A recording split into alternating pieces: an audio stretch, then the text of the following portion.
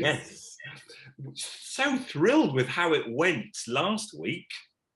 Yeah, I mean, I really enjoyed the comments at the end, and it seems like people have received it really well. You know, there's a lot of enthusiasts out there who like this addition to the sewing bee.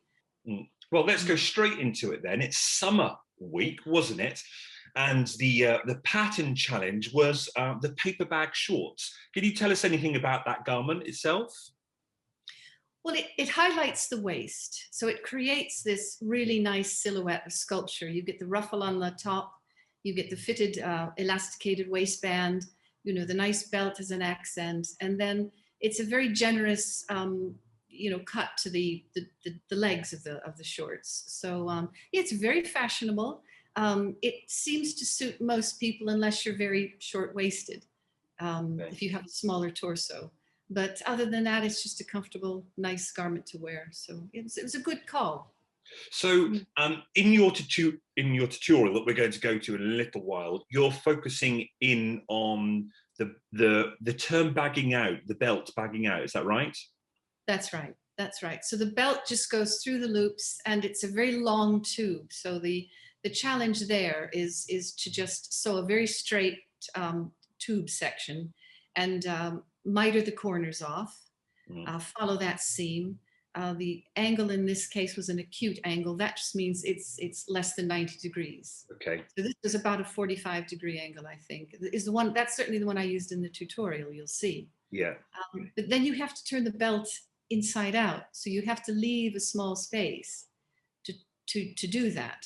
So you have to push one end through to where your turning out section is. Yeah. Pull that through. Do the same thing to the other side, press it flat after you pull those corners out, and then slip stitch the opening or top stitch it. So it's not a feature that shows up except for the points, really, when you tie it in a bow or in a square knot or whatever, and it hangs down. The points are what has to look good. So and that's where I think is key, because it was clearly from my guess, was a key point in the judges' criteria, because they did mention that acute angle and the point. So it was clearly something they were going to be looking at, wasn't it? That technique. Yeah, they did mention we're going to be looking out for a nice finished point on the bagged out belt. Yeah. Now, and so that has a lot to do with the weight of the fabric. Obviously, a heavier fabric is going to be harder to turn, and the point's going to be harder to make clean and crisp. Okay, so for our viewers now, let's take a look at the tutorial that Carole's made for us on how to do that belt and that bagging out. Here's a prepared section for an 1.5 inch belt with a 45-degree angle point end.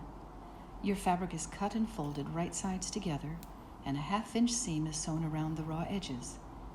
A space is needed to turn the fabric right sides out, so here I've prepared a 3-inch break in the seam.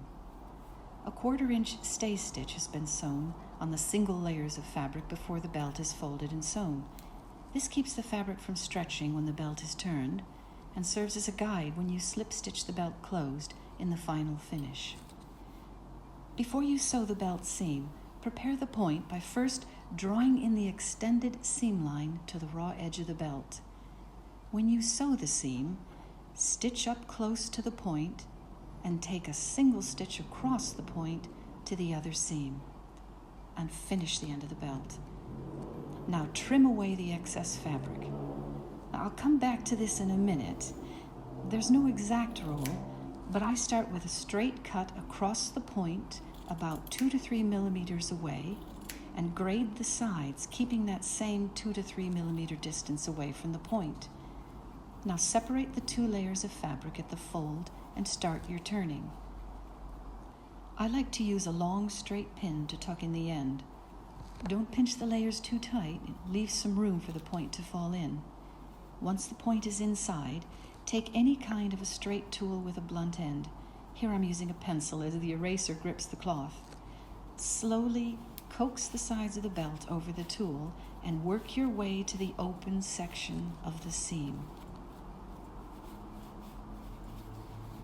Now pull the turned end of the belt through the opening, pull the fabric back, and remove the tool. Now you can start to flatten out the belt. To do this, you need to concentrate on isolating the seam line of stitching. Roll the 2 layers of fabric against each other. This works quite well, so that the seam line rolls out to the absolute edge. I like to use the point of my long straight pin because you can get right into the line of stitching, and with a slight tug of the pin, you can coax out that flat shape. I'm working slowly here to show you how this is done, and it's the way I prefer to work on this kind of a technique because with patience, the results are always neat and they're accurate. While I'm working out this point, which takes a bit of time, I can talk a bit more about trimming the point. The amount you cut away depends on the weight and the stability of the weave in your fabric. With practice, you'll find out just how much trimming is needed. Cutting away too much will weaken the point area, and this can be a problem when turning out, or if you want to top stitch over the point area at the end. You can always reinforce the point with interlining, or you can use a fusible product to stabilize the point end.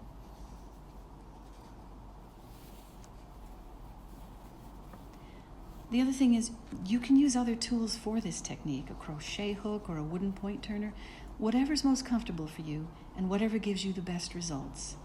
And all of this comes from just trial and practice. Now give the finished end a light press without putting too much pressure on the point. So here you are. Why don't you practice making some samples, use different kinds of fabric and a variety of angled ends, and make this technique your own. The easiest angle to turn is, of course, it's a 90-degree angle because you can just fold each seam allowance in, and of course it stays inside that seam line. So, and then all you have to do is just turn that out. It practically pops out on its own. So once you start getting a lesser degree, and the one that I used in the video was 45, that's quite a challenge. So you see, it's down to how much you're going to trim, and then how forceful you're going to be when you turn this point out, and then how sharp the tool is. So many factors there, but find the one that works for you, make it your own, and then you'll end up with the result that you want. I think that's the general rule. And there's something special, you know, as a couturier, as a hand couture, that is the technique. That's the very skill in essence, isn't it? Using the hands. That's right. You're not just turning a point. You're allowing the seam to expand as much as possible because you want to honor that shape. That's what you're doing. So that shape is made up of that seam and that seam. Fabulous. So it takes me a little bit longer, but then again, I'm used to working on a lot of chiffons and silks and trickier fabrics, slippery fabrics. So it actually works quite well on a lightweight fabric. When you start using denims and things like that, then it's cool. It's a little trickier. Yeah. And then of course you saw that one little technique of coming up to the point and then turning and sewing one stitch across the point and then coming back down. Yeah. So there's a space there to fill with this seam allowance that you've trimmed. So that, just try it all. Keep trying it. Yeah, that's all. Indeed. Keep Brilliant. working it out. So let's now link back to the actual challenge itself. What did you get from watching it? Were you going? Because there seemed to be a lot of issues with that hem turning. Now, I don't know what was so wrong there. In our Unpicked chat with Ting and Anya, I said to them, do you think they were vague with the instructions on the turning of the hem? Because they just didn't, or did they just not read the instructions? It was interesting that so many people got it wrong. So that's one thing. I would have liked to have seen the directions, but to me, it was a bit overcomplicated, okay? You can sew your fork seams, put your pockets in, sew the side seams around the pocket, fine. Now they want you to hem the trouser. So why didn't they just say, hem the trouser to the inside at 3.5 centimeters or wherever it was? Why didn't they just say that? Hem the trouser to the inside, top stitch, and then turn the turn-up up on the outside. Turn the shorts inside out, hem it this way, then turn them the other way, then do this. Yeah. I think that confused some people. Yeah, you see, that's where I thought maybe it was done purposely to create confusion. So therefore that might create better television because sewers may go wrong. Possibly, because so on balance, people got that wrong. Didn't they? That's what I couldn't find. And is a turn-up actually, was it very hard, what they were being asked to do? No. And also, I don't know even if that raw edge was overlocked. I don't think it was. I think they just stitched a quarter of an inch from the raw edge and then turned it back up. But it's, that was the directions. And they made, I think it was Serena who made an error. Yes, Serena struggled with those instructions. Yes. Andrew, a little bit. Damien, I think, struggled with the instructions. They all, many of them did. But Serena, Adams struggled. And so Serena, she did it wrong. And Patrick went by and said, "Are you sure this is correct?" And she said, "Well, yeah, why? What would I do?" And he went, and walked away. And but that was an interesting thing about judging and what's the criteria, because I think I remember her saying, "Oh, well, I know it's wrong, but I just don't have time and I'm not going to finish it." So then there was another contestant, I think it was Andrew, who made those really jolly orange. Yes, it was lovely, wasn't it? Yeah. Yeah. And so they were neck and neck at the end. Yeah. I think Raphael won with that bold print. They were two, but Andrew and Serena were neck and neck at the end. Now, Serena didn't follow the directions. Andrew followed the directions, got everything right, but his stitching line in the casing was just a little bit uneven. Right. And she took second place over him. So I had a problem with that because I think if you don't follow the directions and if you admit to not following the directions, but you submit things anyway, yes. Really. Should she have been in second place? Because Raf got it, didn't he? Raf came first again, then Serena was second, and then poor old Jean at the bottom who messed up the pockets. Dear, oh dear, oh dear. So the thing that would mess you about with that pattern is the waistband is grown on. So the waistband is very tall. You have to set the pocket in, which looks quite low. And if you're a home sewer and you've put pockets in before, you might think, "Oh, this is odd. The pockets can't possibly be this low. This just looks too low." They might have held them up against them and thought the pocket be way down here. But the waistband was grown on, so a great amount of that got folded back in on itself. So that might have thrown people. Well, I think it's certainly through Jean. It did, yes. Okay, let's go to the made to measure, and I think lots to talk about here. You're going to talk to us about the wonders of pattern matching and patterns itself on fabric.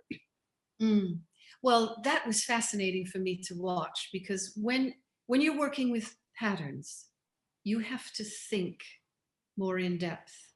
It really requires more thought, because you have to think about the scale of the pattern. So they give people the challenge, and then everybody rushes off to the haberdashery and they look at the bolts of fabric, which, you sell fabric, don't you, in your shop? Yeah, it's on the folds, and they're stacked on top of each other, so you don't see much. Yeah, so it's like candy in a store. There's lots going on.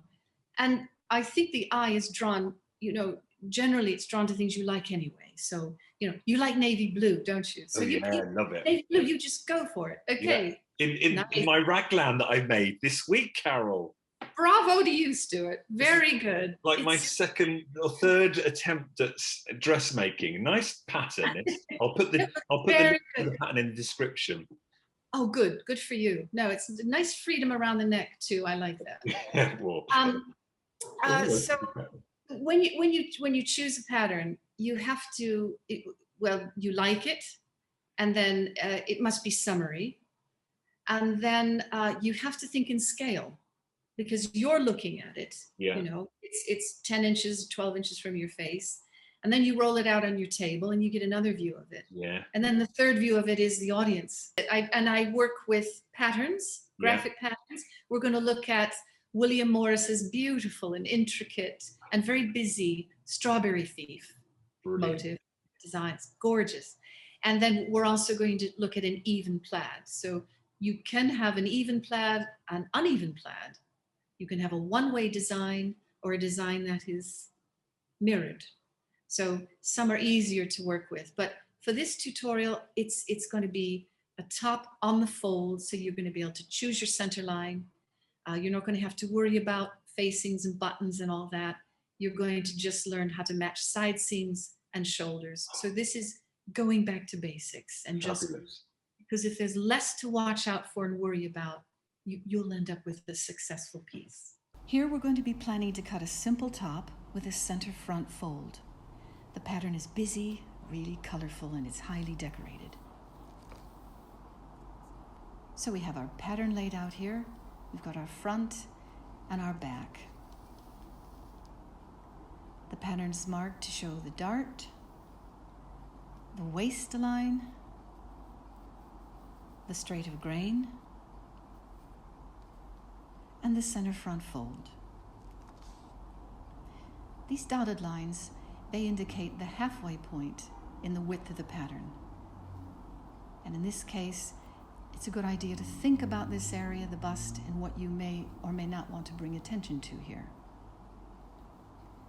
The back pattern piece has the same markings. We see here the waistline, the straight of grain, and again, the indication of the center of this particular pattern piece. When you work with patterns, you have to think more about these areas and how the pattern will visually affect the finished look of the garment. To set this up, have a look at these sets of notches. These ones are at the hip, and they'll lay on the same horizontal line of your pattern. Here's a second set of notches here, 2 inches below the armhole. However, in this design, remember, we have a sloping horizontal dart, which will take away almost 2 inches of the pattern. You have to choose now whether to match the pattern either above or below the dart. Here's a third set of notches, and these are up at the shoulder, and these are going to match the pattern vertically. Now the first thing I'm going to do is to check that the measurement of the side seams are the same length. So measuring from the underarm to the top of the dart, holding that measure, moving to the bottom of the dart, and then taking my value at the end of the hem. And now I'm going to check this measurement with the side seam of the back to make sure they match.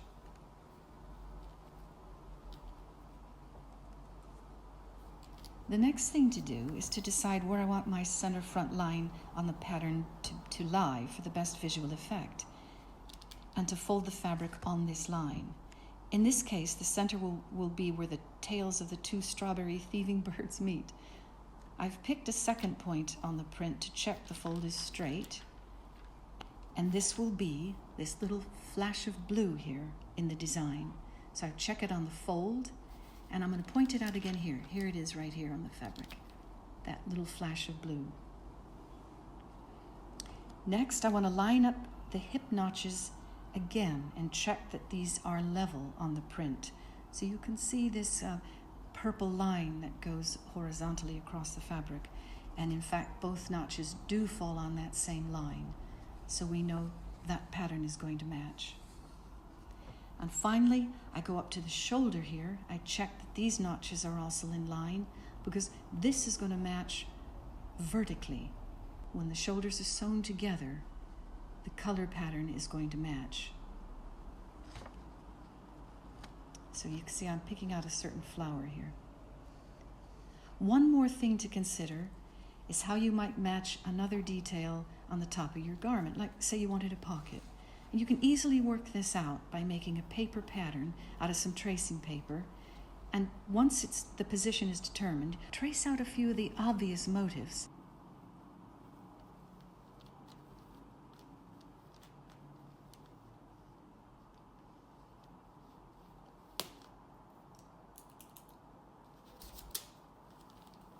And find these on a spare piece of fabric. Remember to include your seam allowances. So we trace our pair of culprits and see how straightforward this process is. So here are a few basics in pattern matching. In another video, I'm going to show you how to prepare the fabric by matching the motifs on both sides of the folded fabric so that the two layers of fabric come out the same, and another method of cutting your garment one single piece at a time. Here we're going to use the same simple pattern for our top with a one-piece front and a two-piece back. Here I'm using a pattern out of tracing paper with lighter construction lines so that the check of the cloth underneath is easier for you to see. Here I've folded the cloth so that this yellow stripe of the check lies on the center front line. Make sure that your straight of grain lines are perfectly parallel to the dominant lines in the check. Here we have the same sloping horizontal bust start and the dashed lines that indicate the center of each pattern piece. This is just to help organize the visual effect of the finished look of the garment.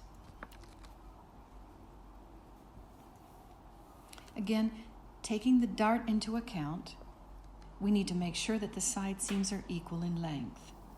So we're going to measure again to the top of the dart, pick up the tape measure, move that measure to the bottom of the dart and onward to the hem. And we're going to check this measurement with the side seam of the back.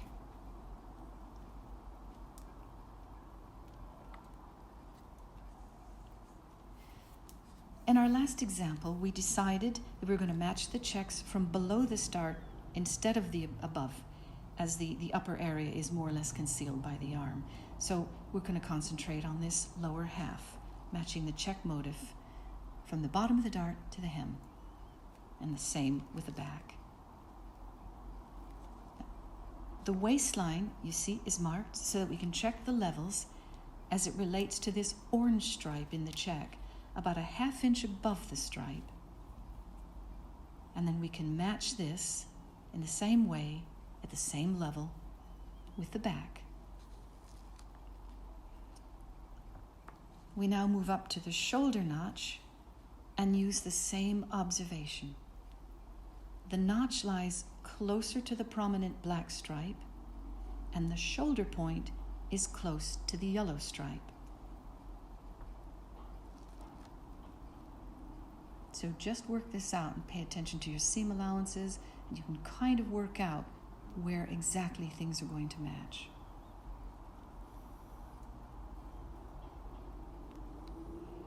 Once again, the center front of our top lies on this yellow stripe.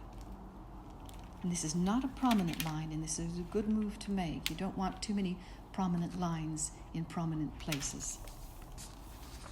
As in our last example, if this were a jacket or other garment and you wanted to add a style detail on top, you're going to use the same tracing paper aid. Let's say you want a pocket flap. In this case, it's straightforward to mark the main stripes here, and it's easy to locate the same combination on another area of cloth. So we can locate the yellow line, the vertical line, and again, and mark it, Y for yellow. We have our orange line running horizontally, we mark that, and our darker prominent lines on either side of the center line of the pocket flap, and their intersections. And now it's very simple to take this pattern piece and move it to another available area where you can cut this easily. Oh, that was lovely. All about pattern matching, which actually leads me nicely on to our conversation about Catherine in the Made to Measure. She was making a dress that she'd actually worn, she was wearing, wasn't she? She'd made it before. So I was kind of hoping that she was going to, really excel at this. She wanted to pattern match, but a very small print. And I think the judges even talked about that, didn't they? They said, oh, they were tiny little keys. So Yes. what do you think was going on in her mind about why she really wanted to pattern match, and knowing, even listening to the judges, knowing how hard it might be? It's interesting. She latched onto that and she wanted to do it, and good for her.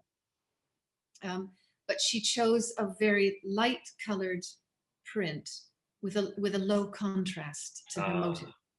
So in a way, you would think, well, why bother? Yeah. But she latched onto it. She wanted to do that. And I think she did a great job. And I think she deserved a huge amount of credit for that. She did make the sacrifice. But it does bring up this idea of degree of difficulty and then the net effect of it. So the degree of difficulty was quite high. She was matching a very small pattern. The effect of that was that she didn't, it really didn't show up. You had to look at it closely to see what she'd actually accomplished. So she chose a harder task. It didn't work out. It didn't have the effect she wanted because mainly she didn't get the rest of her dress completed. But I think they were hard on her, weren't they? You know, it would have been nice to say, you made that compromise and this is where you're at, but well done. I mean, very well done. Yeah, because she obviously, because I suppose when you're making garments, you do want to show off a skill, and she must have pattern matched before, so she probably wanted to show that skill off to show to the judges, didn't she? She did, and she'd made it before, so she thought, I've got this in my hands, I've got this covered, I can do this. I'll push myself a little bit with matching a pattern, and then oh dear, you know, it just went wrong. It went the other way. Now, Damien, we've talked about him and that lovely the pattern, the palm. Were they palm leaves? I think they are, aren't they? I would say palm fronds. Yeah, that's leaves. Right. Yeah. And he came across quite eager and brash and almost like winging it on the first two challenges last week, and then did that wonderful dress with the eyelets, which we talked about, didn't we?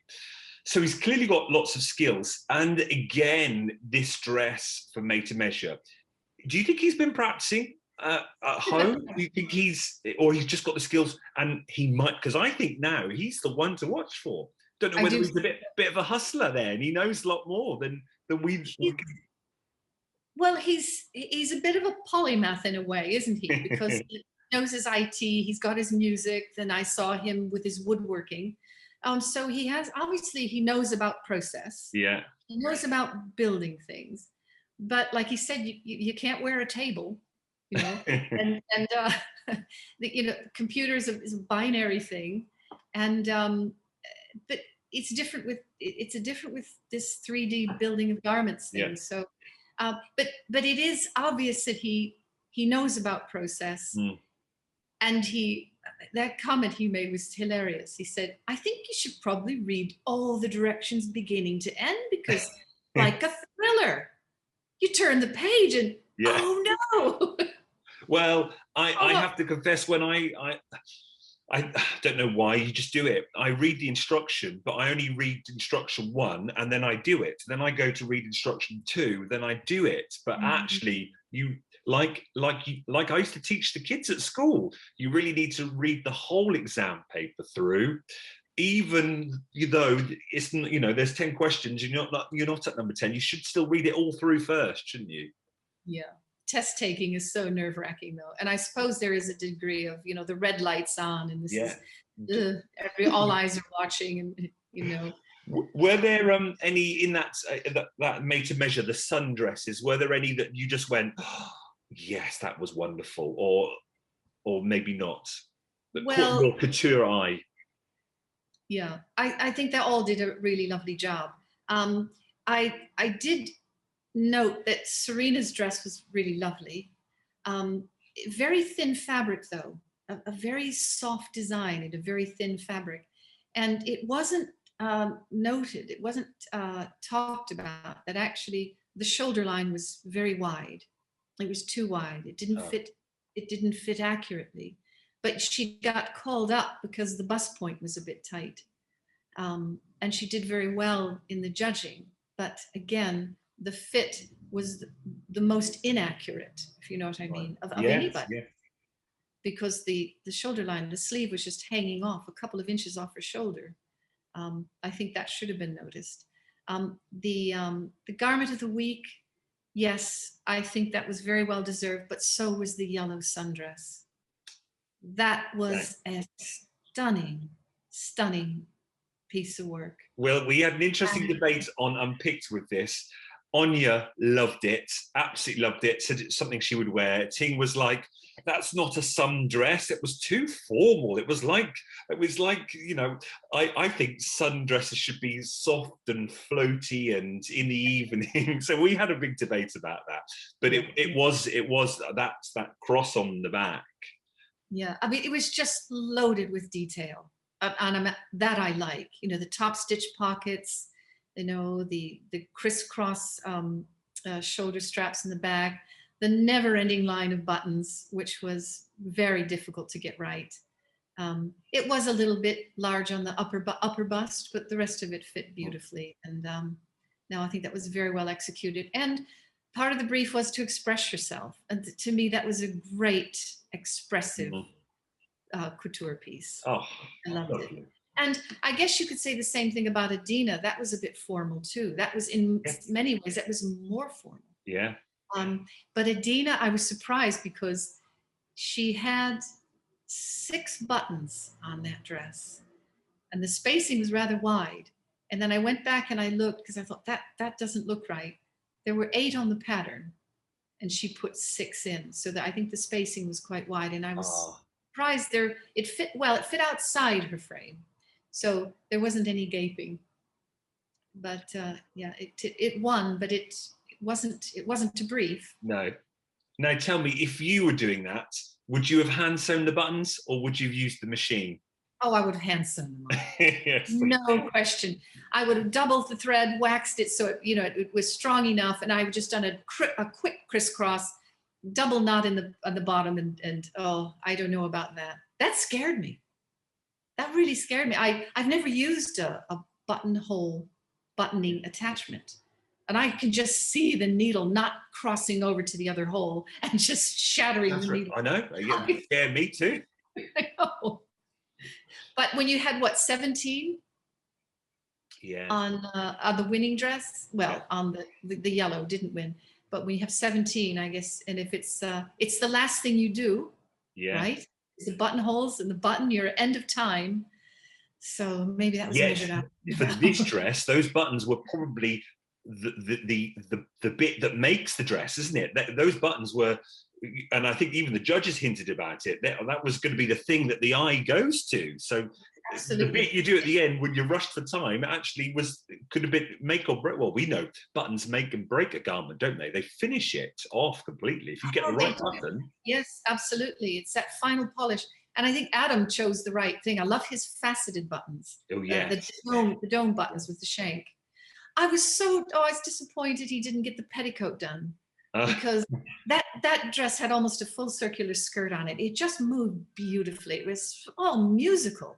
Yeah. And it would have been nice if it had that extra underlayer to just, give it that sculpture.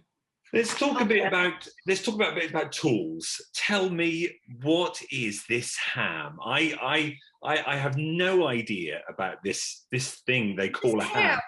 Yeah. What do you mean? What, in relation to the show? What are you talking about? Yeah, what is this? They were ironing on it. Oh, they were ironing on it. Hang on. I'll get mine. Because I remember you WhatsApping saying it's way too small, and I'm like, I did. That's right, Stuart. You're right. I did. Oh, it was Raphael, and he was saying I've never fit a bust before, and he had this tiny little thing, and yes, you're right. I did say, what is that? That's a toy, not a tool. Yeah. Okay, are you ready? Yeah. This is my hand. Oh my. This is my hand. But it's like yeah. So it's like an ironing board, but with and it was given to me by my teachers. I mean, it looks a bit of a mess, but it's okay. That's all right. These stains are probably years old. It's got some history there to it.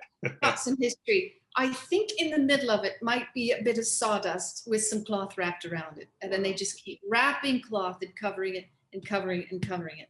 And my last mentor, Mick, he covered this probably 40, 50 years ago. Oh.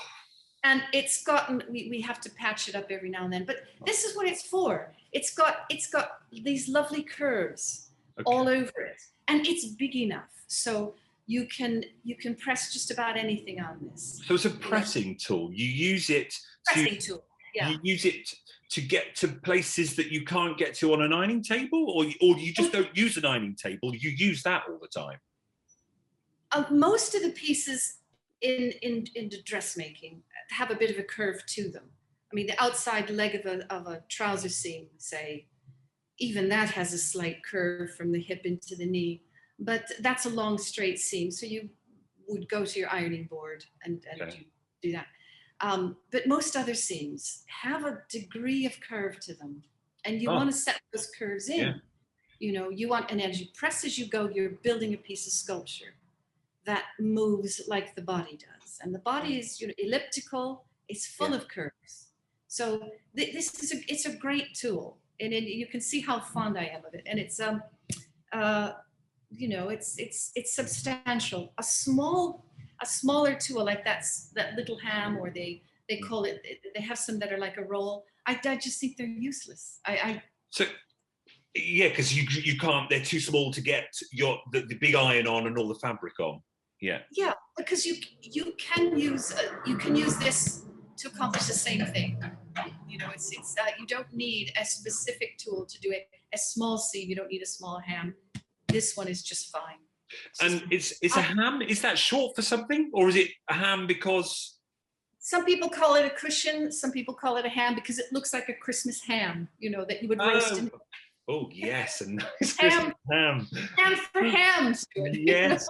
You know? Oh, I see. So that's it. And I was, yes, I've tried those smaller tools. Like I said, useless is a strong word.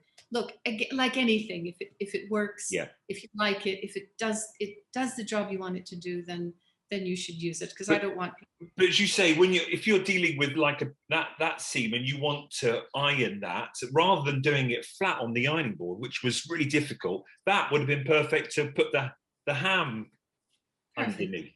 Yes, and with even big iron. Yes, yeah. Even instead of taking your work to a flat ironing board, you know, to smooth out a dart or work out a collar, or you can use this as an ironing board itself. Brilliant. Yeah. So you are. And I presume people could buy those, can't they? They could just search and buy them that size, or that's yours got bigger. I think you have to make that yourself. I think I've never looked for one, because we've always had these old things lying around, and you tend to inherit everybody else's work when they pack up, you know, and I have several of them, but that's by far, that's the favorite. Tell us about the dress that's behind you. Is it a dress? Yeah. Yes, this is something that I do a lot of restyling, I call it. Yeah. So this is a tiered skirt, and the lady wants it turned into a short summer dress off off the shoulder. So one shoulder, and it'll be finished under the arm. And I've just put it on today, and I'm just looking at it. I've just draped it, and I'm just looking at it. I'm seeing what the fabric will do. There's a ruffle down here. You can see. Which we're masters of, because we did that last week. We know all about ruffles now. So there it is. And I've taken, let's see. Yeah, I've taken some of the binding off the ruffle, and I'm just going to try to build something out of something else. Oh. Which is great. Yeah, that's a proper transformation challenge, that, isn't it? Yes. Oh. Rather than, yes. Well, have you got any thoughts on that? Well, after having people make shorts, you know, as if we haven't had enough of shorts, then they give them more shorts. I know. That's what I thought. But I thought when they first explained it to me, to the contestants, I thought, well, what you've got is with each pair of shorts, you have 4 small pieces of fabric. And then you've got a waistband, and then you've got a lace. And I thought, oh, somebody please make a corset, a lace-up corset. Use the lacing. Yes. Use instead of eyelets, you can put buttonholes in. Yeah. And then you can make a really lovely fitted corset. You could take some of the elastic band from, one of the waistbands. Yeah. You can put it in the back of the corset so that it fits a little bit closer. Or Brilliant. else you just take a pair of shorts and cut the fork line off, where it, Yeah. just cut that off and then insert a godé, a triangular piece. So you could take one pair of shorts and a lot of other pieces from other shorts and then just make almost a circular skirt. Oh, look at that. So those are but that was a tricky one. I forgot who won that challenge.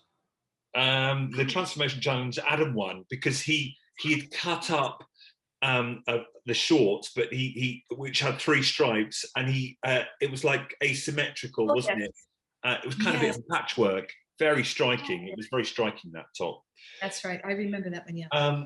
And we sadly had to say goodbye. Where are we? We had to sadly say goodbye to Jean, didn't we? I know. I was surprised that things just took a bad turn for her after that beautiful dress with the bell sleeve. I thought that just went beautifully, and I thought, because she's a great communicator, isn't she? She's a very soft, easygoing. And that fabric was wonderful. It was so bold against the black. That floral. Beautiful. But beautiful. Where do you think perhaps, not that she went wrong, but what were the challenges that arose for her for that?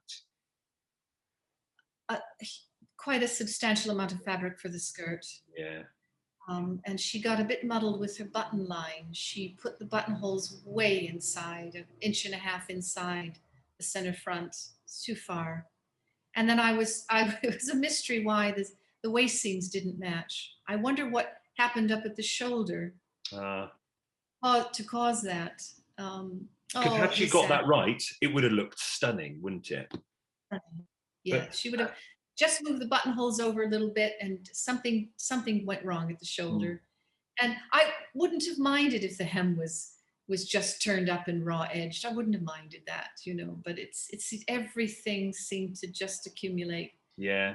And as we always say, time, when you're under a time limit like that, it's just, and cameras staring at you, we must never forget that. The pressure of the cameras alone.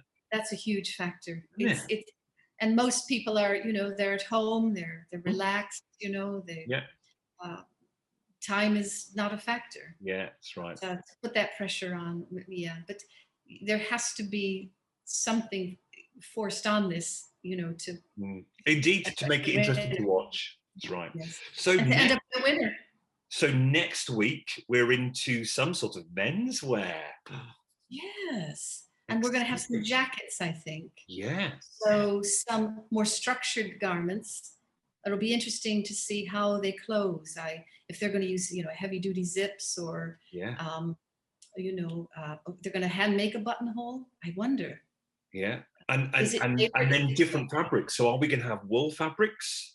Could be. Yes, some more substantial garments, I would have thought. So we might see some denims, some coatings, some worsted wools, perhaps. Yes, that'll be different. It's a far cry from the frock, the floaty frock, isn't it? Yes, indeed. So I'm looking forward to what we're going to be talking about next week. Absolutely. Same here, Stuart. As always, it's been a pleasure, Carole. Absolutely brilliant to talk to you, and thank you for your time in making the tutorials. If you want to find more about Carole's work, all in the descriptions below. You can find Carole's website, you can find Carole on Instagram, but more importantly, you can find these tutorials that Carole's done for us, a full-length version on her YouTube channel. So please go to her YouTube channel, check her out, and subscribe and like and do all those wonderful things. We are truly grateful, and hopefully that will help you in turn to improve your sewing. I know it's helping improve my sewing, so thank you very much, Carole, and we'll see everyone next week, won't we? See you next week. Thank you, Stuart. You're welcome. Bye, everyone. Bye-bye.